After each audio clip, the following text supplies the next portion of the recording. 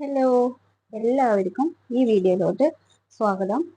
നമ്മൾ ഇന്ന് എന്താ ചെയ്യാൻ പോകുന്നതെന്ന് വെച്ചാൽ, ഏട്ടൻ കൊണ്ടുവന്ന പച്ചമാങ്ങ ഞാൻ കഴിഞ്ഞ വർഷം വീഡിയോയിൽ പറഞ്ഞിട്ടുണ്ടായിരുന്നു. അത് നമുക്ക് അച്ചാറിടാം.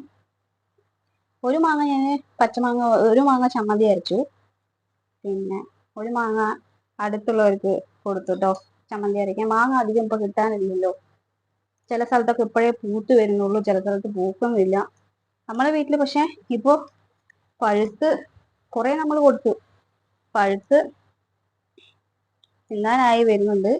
പിന്നെ മാങ്ങ തീർന്നു. ഇപ്പോൾ ഞാൻ എല്ലാം മുറിച്ച് നോക്കിയപ്പോൾ അതിൽ പച്ചമാങ്ങ ഉദ്ദേശിച്ച് മുറിച്ച് നോക്കിയതിൽ ഒരു മൂന്നോ നാലോ പച്ചമാങ്ങ ഉണ്ടായിരുന്നു. അതിലൊരെണ്ണം പിന്നെ താഴത്തെ വീട്ടുകാർക്ക് കൊടുത്തു. പിന്നെ 2 നമുക്ക് ഇപ്പോൾ അച്ചാറിടാനുണ്ട് പച്ചമാങ്ങ. ഒരെണ്ണം ഞാൻ ഇന്നലെ ചമ്മന്തി അരച്ചായിരുന്നു. പക്ഷെ ഇത് ഞാൻ മുറിച്ചപ്പോൾ നല്ലപോലെ മധുരിച്ചിട്ടുണ്ട്. ഇത് നമുക്കിപ്പോൾ ഒരു വർഷം മുറിച്ച് തിന്നാം. ആദ്യം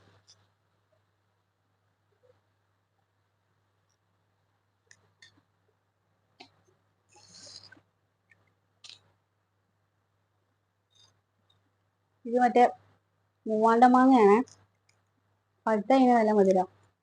അപ്പൊ നമുക്ക് അച്ചാറിന് ആദ്യം ഇത് കഴുകി വെച്ചിട്ടുള്ള മാങ്ങയാണ് കേട്ടോ. ഇങ്ങനെ 2 സൈഡ് ഫസ്റ്റ് മുറിച്ചിട്ട് ഞാൻ ഇങ്ങനെയാണ് അരിയുന്നത് ഉണ്ടാക്കുന്നതൊക്കെ. ഭയങ്കര പ്രൊഫഷണൽ രീതിയൊന്നും എനിക്ക് അറിഞ്ഞൂടാ. എന്നിട്ട് ഈ സൈഡും കൂടി ഇങ്ങനെ മുറിക്കും.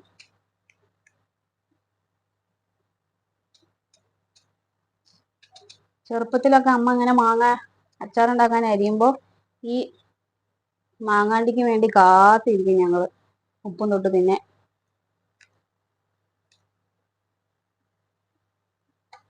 ഇവിടെ മുറിച്ചിട്ട് കഴുകി കൊണ്ടുവന്നത് വെച്ചാൽ ഇവിടെ മുറിച്ചതിന് ശേഷം കഴുകണം. അതിന്റെ കറയും ചുണയൊക്കെ ഉണ്ടാവും. ഇനി ഇതിനെ നമുക്ക് ഓരോരുത്തരുടെ ഇഷ്ടം അനുസരിച്ചിട്ട് ചെറുതായിട്ട് വേണമെന്നുള്ളവർക്ക് ചെറുതായിട്ട് മുറിക്കാം. ഞാൻ ഇങ്ങനെയാണ് കടുമാങ്ങ അച്ചാറിന് മുറിക്കല്. എന്നിട്ട് ഇങ്ങനെ പിടിച്ച്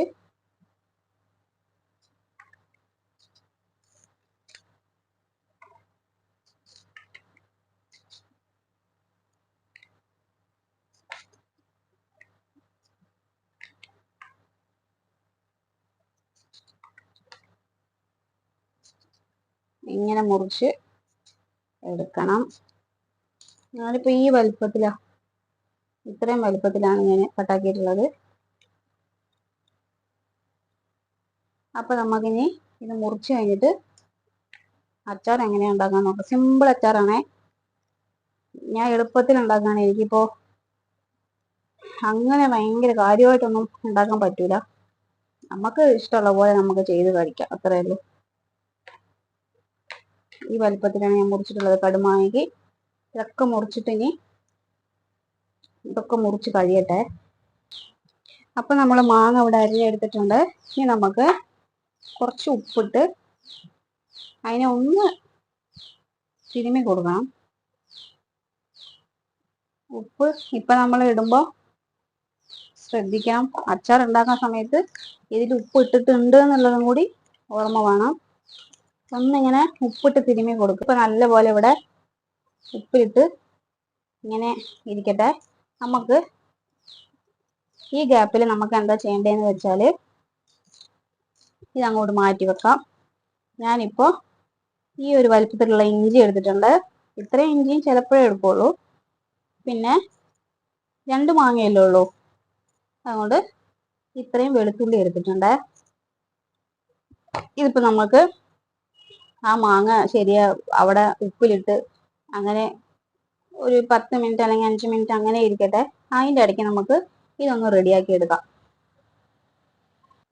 അപ്പൊ നമുക്ക് വർത്താനം പറഞ്ഞുകൊണ്ട് ഇതൊക്കെ ഒന്ന് പൊളിച്ചെടുക്കാം. അതിൻ്റെ ഇടയ്ക്ക് ഞാൻ ഒരു വർഷം മാങ്ങയൊക്കെ തിന്നും കേട്ടോ. ഞാൻ അങ്ങനെയാണ്. ഇപ്പൊ പഴുത്ത മാങ്ങ ഉള്ളത് കൊണ്ട് അത് തിന്നുന്നേ. അല്ലെങ്കിൽ ചിലപ്പോൾ ഈ ഉപ്പിലിട്ട് തന്നെ ചിലപ്പോൾ അങ്ങനെ പെറുക്കി തിന്നും. ആ അച്ചാർ ഒന്നും കാണില്ല. എങ്ങനെയാണ് നമുക്കതൊക്കെ പൊളിച്ചെടുക്കാം. അപ്പം നമുക്ക് അച്ചാർ ഉണ്ടാക്കാം.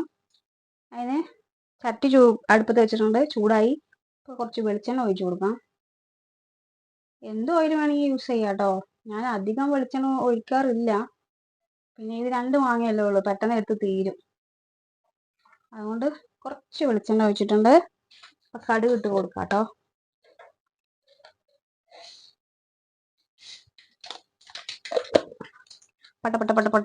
പൊട്ടട്ടെ. അത്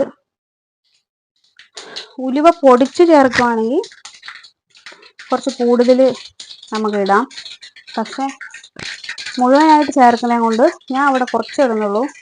ഇഷ്ടമുള്ളവർക്കാണെങ്കിൽ കൂടുതൽ ഇടാം കേട്ടോ. ഇത്രയും ഉലുവ ഇടുന്നുണ്ട്. ഉലുവയും ചൂടായി വരട്ടെ. ഉലുവ പെട്ടെന്ന് കരിഞ്ഞു പോകും. അപ്പം നമുക്ക് ഇഞ്ചിയും വെളുത്തുള്ളി അരിഞ്ഞു വെച്ചിട്ടുള്ളത് ഇട്ട് കൊടുക്കാം.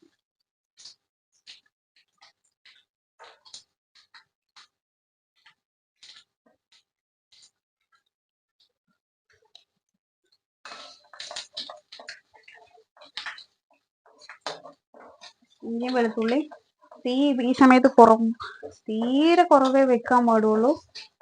ഇഞ്ചിയും വെളുത്തുള്ളി ഒന്നും മൂത്ത് വരട്ടെ കേട്ടോ. നമ്മൾ ഇഞ്ചിയും വെളുത്തുള്ളിയും നമ്മൾ കഴുകിയിട്ടാണല്ലോ അരിയുന്നത്. ആ സമയത്ത് തീരെ വെള്ളത്തിൻ്റെ അംശം ഉണ്ടാവാണ്ട് ഒരു കോട്ടൺ തുണിയും കൊണ്ട് നമ്മളതിനെ ഒന്ന് തുടച്ചെടുക്കുക.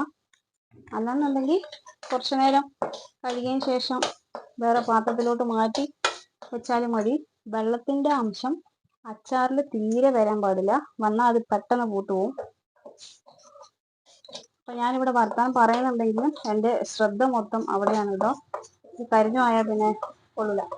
അപ്പം നമുക്കിത് മൂത്ത് വന്നിട്ട് ഇനി പൊടി ഇടാവേ. പൊടി ഇട്ട് കൊടുക്കാം. പൊടി നമ്മൾ കടുമാങ്ങയ്ക്ക് മുളക് പൊടി മാത്രമല്ലേ ഉള്ളൂ. ഇവിടെ ഞാൻ തീ ഓഫാക്കണേ.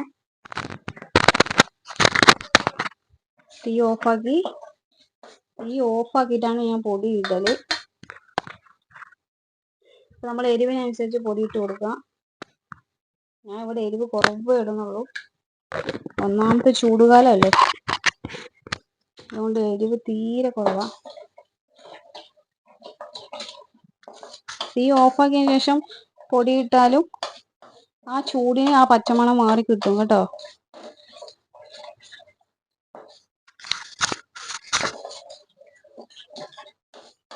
തീ കത്തിച്ച് വെച്ചിട്ടുണ്ടെങ്കിൽ പിന്നെ പെട്ടെന്ന് കരിഞ്ഞു പോകും.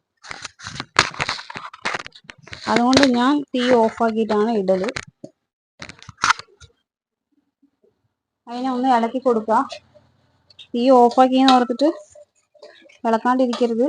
ആ എണ്ണയ്ക്കകത്ത് കിടന്നും ചിലപ്പോൾ അത് കരിഞ്ഞു പോകും. ഒന്ന് ഇളക്കി കൊടുത്തിട്ട്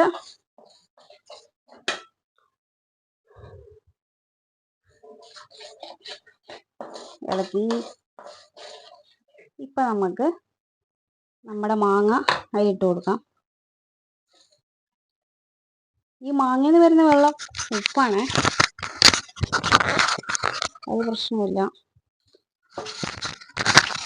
നമുക്കിവിടെ ആകെ 2 മാങ്ങയേ ഉള്ളൂ.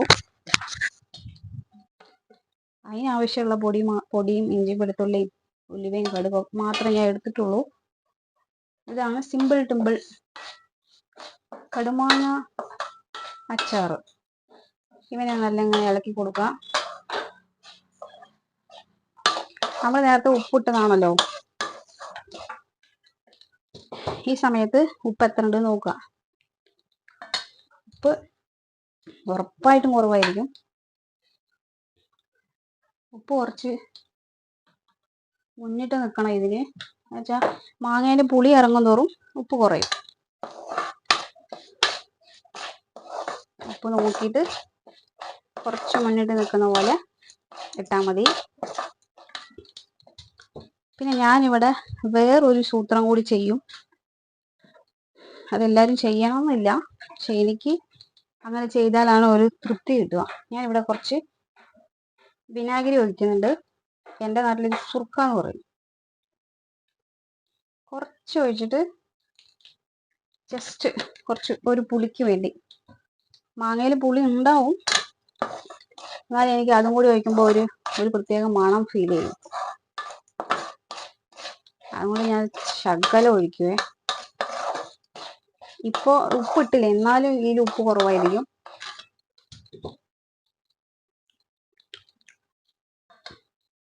അപ്പോൾ ഇത്രയേ ഉള്ളൂ. മടുത്ത് പരിപ്പളകിട്ടോ. പണിയെടുത്തത് കൊണ്ടൊന്നുമല്ല, ചൂട് കാരണം സഹിക്കാൻ പറ്റുന്നില്ല. അപ്പം നമ്മുടെ അച്ചാർ കണ്ടില്ലേ, ഇത്രയേ ഉള്ളൂ നമ്മുടെ അച്ചാറിൻ്റെ പരിപാടി.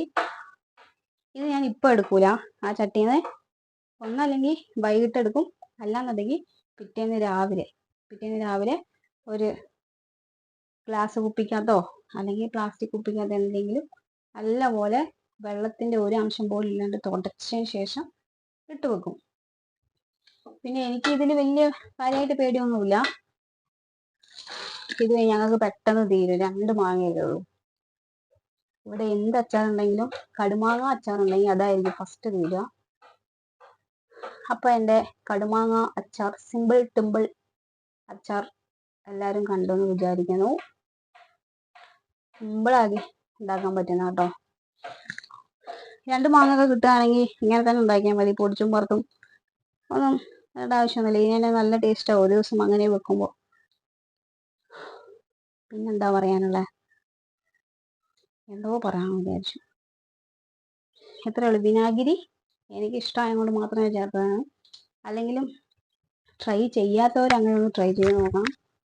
നമുക്ക് അന്ന് തന്നെ എടുക്കുമ്പോൾ ചിലപ്പോൾ അതിൽ പുളിയൊന്നും കിട്ടി കാണില്ല. നമുക്ക് അച്ചാർ ഉണ്ടാക്കുമ്പോൾ അന്ന് തന്നെ ലേശം എടുത്ത് കഴിക്കണമെന്നൊക്കെ തോന്നില്ലേ. അങ്ങനെയുള്ളപ്പോൾ കുറച്ച് വിനാഗിരി ഒഴിച്ചിട്ടുണ്ടെങ്കിൽ അത്യാവശ്യം പുളിയും എരിവും എല്ലാം ഉണ്ടാവും. ഇത്രയേ ഉള്ളൂ നമ്മൾ ഇന്നത്തെ വീഡിയോ. അപ്പോൾ എല്ലാവർക്കും അടുത്ത വീഡിയോ ആയിട്ട് വരുന്നവരെ ടാറ്റാ.